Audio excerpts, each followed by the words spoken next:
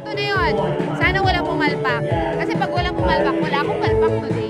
Hindi ako masisigawan.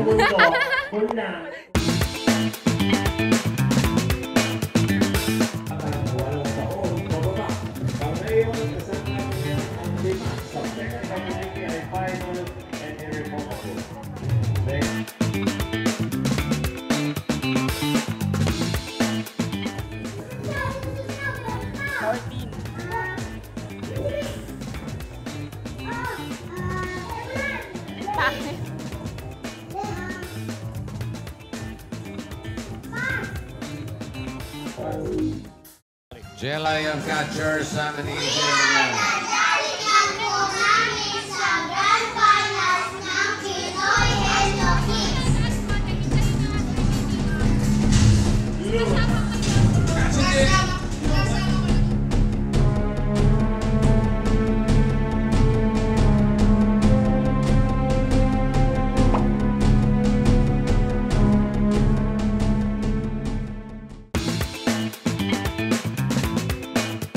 Okay, tapos na yung show at ang nanalo sa Pinoy Henyo Kids Grand Finals ay ang Jolly Kids. At hindi pa doon natatapos ang trabaho dahil marami pang PA work after the show. Gutom na ako. Hindi ako sanay kumain after the show.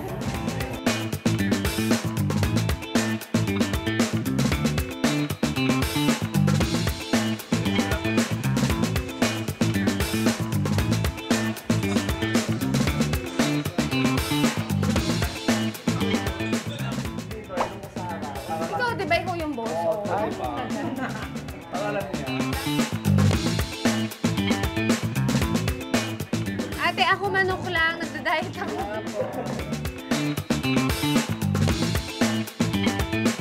Tapos na po ang live show ng Eat Bulaga. Yay! We survived! So, it's time for lunch. Ito, dito ba kayo normally talaga umuupo? Yes. Hindi talaga kayo nag-usap-usap? Sawa na pala sa mga itsura natin. Gano'n na kayo katagal dito? Ikaw muna. 3 months pa lang. 3 months. Ikaw? Ikaw, madam? 2 years sabay kami ni Nights. 2 years. Ikaw? Ang tagal ko na dito. Huwag kang umiyak. Huwag kang umiyak. 12 years. 12 years. Ikaw, Earth, 10. Ako pa rin pinakamatagal pala sa kanila. 14! 14 years. Ano naman ang makakapagpasabi sa inyo na fulfilling itong trabaho ito? Pag nakita mo yung product ng gawa mo sa TV, yun yung pinaka-fulfilling part sa akin. Parang from the audition, research, tapos hinawakan mo sila during the rehearsal, yung briefing, tapos nag-perform ng sobrang okay na okay, yung hinahanap ng quality ng contestants, yun yung pinaka-fulfilling part para bilang isang... Pag nakikita mo yung mga contestant, yung mga story na hinahanap mo, napapasaya mo sila kasi mostly hindi naman lahat na naglalaro dito mayaman, especially yung mga nakaraang matagal-tagal na panahon, mabigyan mo lang ng electric fan, masaya na sila. Anong pinaka-memorable moment? Marami yung last year, yung millennials, naikot ko yung buong Pilipinas. Ay, taray. Marami akong nakitang kultura, lugar na hindi ko napupuntahan. So yung habang nagtatrabaho ka, na-enjoy mo yung pag-iikot-ikot, ganun. Ikaw, JC, ano yung pinaka nakapagpaiyak sa'yo na? Memo! Marami. Hindi, yung... Kuya Ron. Everyday kami, hindi mo talaga maiiwasan yung nag-aaway-aaway, nagtatalo. Hindi siya maiiwasan kahit gusto mo na maayos yung maging flow ng show, yung lahat ng requirements, maibigay nyo, lahat kayo nagtutulungan. Pero may times talaga na nakalimutan natin, ba't di natin ito nagawa? Naku, magagalit natin si Kuya Rod, ganyan. Sa inyong tatlo naman, syempre medyo nagiging routine na rin to everyday. Ano yung happy thought nyo before going to work? So, bago mag-start ulit yung another day, may na-produce kayo na contestant. So, iisipin mo, Sana maging maganda yung oo, ano. sana maging maganda yung maging outcome nitong contestant na to. Kasi nabuo namin to kagabi, anong oras na kami umuwi, ni-research namin to, in-edition namin to, ang tagal namin pinag-usapan. Everyday kasi bagong contestant, tas everyday ibang challenge siya naman. So, kapag nakatapos kami ng isang araw, nakaka-fulfill sa pakiramdam. Ano naman masasabi mo sa number 1 fan mo? Thank you kasi hindi mo iniwan. Play nga kita.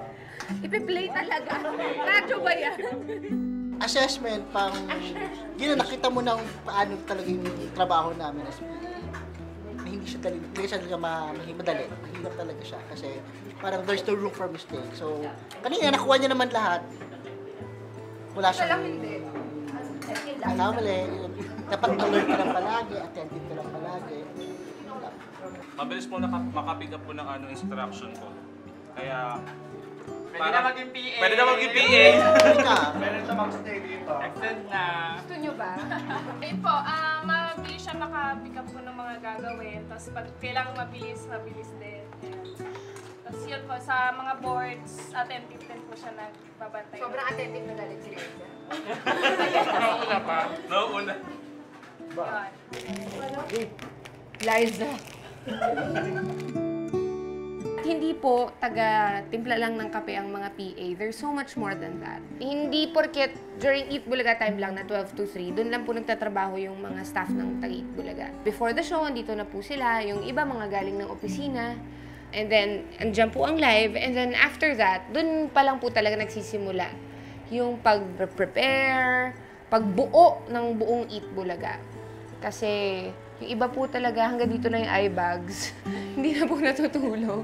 Ang dami pala nilang ginagawa. Kasi kaming mga hosts, binibigay na sa amin yung pagkain parang nasa plato na. Hindi namin na-realize kung sino yung namamalengke ng pagkain, kung sino yung nagtatanim ng mga gulay para sa kainin. Kumbaga, yun yung ginagawa ng mga PA. Sila yung naghahanap ng mga contestants, sila yung nagpe-prep ng mga contestants before the show.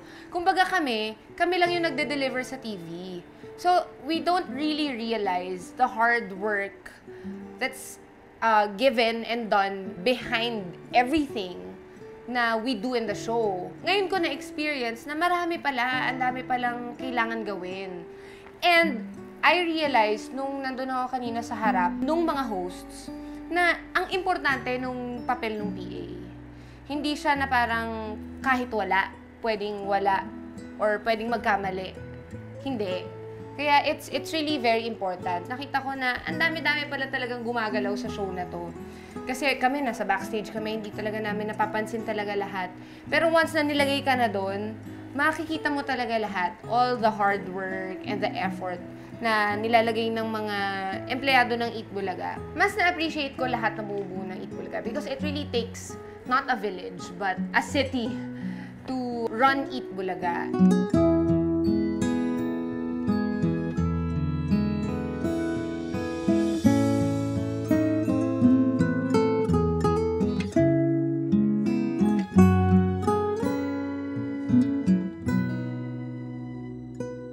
I'm Pauline Luna Soto, and I'm a Dabber Cat since 2004.